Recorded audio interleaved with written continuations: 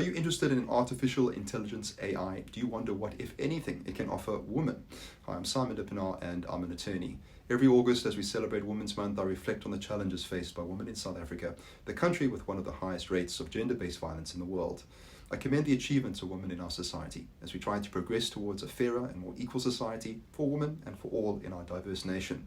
This year, I am inspired and also concerned by the potential AI holds for women. This time last year, no one had heard of ChatGPT. AI was something for the geeks of the world, not for ordinary people going about their everyday lives. In the space of little more than 6 months, all that has changed. Anyone with a computer or smartphone can use ChatGPT. ChatGPT is what's known as generative AI, and this is what's getting all the attention. Generative AI refers to tools that can identify patterns across enormous sets of data and generate new content. It's understandable that I, as a lawyer, have a keen interest in AI. The McKinsey Global Institute recently reported that business and legal professionals, along with STEM professionals, are the occupations where generative AI could accelerate automation the most. These occupations are also classed as resilient and growing. So AI won't put us out of business, but it will change the way we work. Generative AI can help lawyers with document generation, legal research, contract analysis, due diligence, risk assessment, and more. Clients will benefit from a more efficient service. But where are women in all this? AI presents both opportunities and threats for them. There are also some challenges that are unique to the sub-Saharan African context. Let me explain.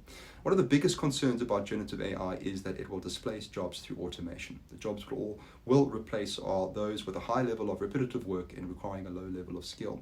Women make up a higher proportion of this low-skilled, low-paid workforce. Now, of course, some activities can only be performed by a human being. Caregiving roles require hands-on involvement and emotional intelligence. A chatbot can't change a dressing or feed and comfort a frail old person. Unfortunately, these occupations are already underpaid, arguably because they are dominated by women. There is a risk that AI will reinforce the undervaluation and underpayment of caregiving roles, further widening the gender pay gap.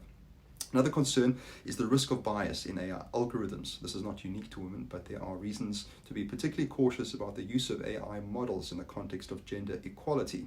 AI algorithms can perpetuate gender biases present in historical data, resulting in discrimination and exclusion, particularly in recruitment and employment. In addition, AI models trained on biased data may reinforce stereotypes and discrimination against women, leading to a downward spiral of inequity as managers justify decisions based on objective data.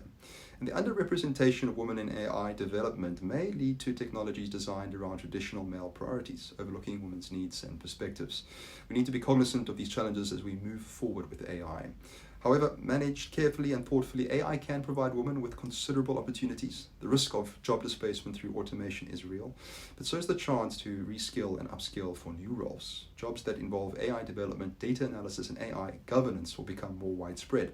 History has shown that new technologies have not created unemployment, but have simply shifted employment into new occupations. In the long run, technology has been a net creator of jobs. If women reskill and upskill to enter AI-related fields, they can improve their access to high-paying tech jobs, potentially narrowing the gender pay gap. Women's participation in AI development will help to eliminate bias and ensure AI systems accommodate diverse needs and experiences. The involvement of women in AI policy and governance information will ensure that new regulations address gender bias, discrimination, privacy concerns. The inclusion of more women in AI development and leadership roles will empower other women to harness AI tools for social impact, entrepreneurship, and innovation. The challenges facing women in AI are more obvious in low and middle income countries. AI can amplify existing gender disparities, but it can also be the source of solutions to specifically African problems. Women in sub-Saharan African countries often have limited access to quality education and training in AI and related fields. In South Africa, less than 13% of women choose to study STEM disciplines, compared with 28% of men, according to the Global Gender Gap Report 2021. Gender stereotypes often discourage girls from studying maths and technology-related subjects, and a lack of role models for girl learners from underrepresented and marginalized communities leads to fewer women pursuing STEM careers. Poor access to training in tech subjects goes hand in hand with scarce access to digital technologies and the internet. This limits the capacity for girls to acquire digital skills and engage in AI-related activities. There is more encouragement for boys to access the opportunities that do exist, though this is changing rapidly as coding clubs target girls and educators encourage young women to study STEM subjects. However, in rural areas, in particular, social barriers influence girls and women's access to AI resources, opportunities, and platforms. If women in sub-Saharan Africa are encouraged to participate in AI development, they could contribute to solutions that directly serve their communities, particularly in healthcare and education. AI can also create pathways for women to start tech-based businesses and innovative projects, creating opportunities for entrepreneurship and economic empowerment. AI has a huge potential for good in the African context, where distances from urban centers and poor transport links can deepen disadvantage. AI-enabled remote work and digital platforms can provide women with flexible income-generating opportunities. AI applications such as chatbots and mobile apps can provide women in remote areas with access to vital information, healthcare resources, and educational content. AI tools can help women advocate for their rights, raise awareness of social issues, and connect with global networks.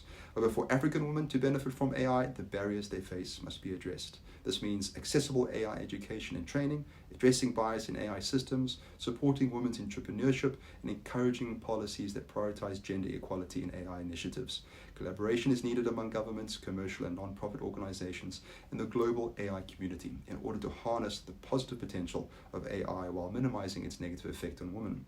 The introduction and uptake of generative AI in the last year proves that social change can happen rapidly as well as gradually. I hope Women's Month that AI can be a catalyst for change for the women of South Africa.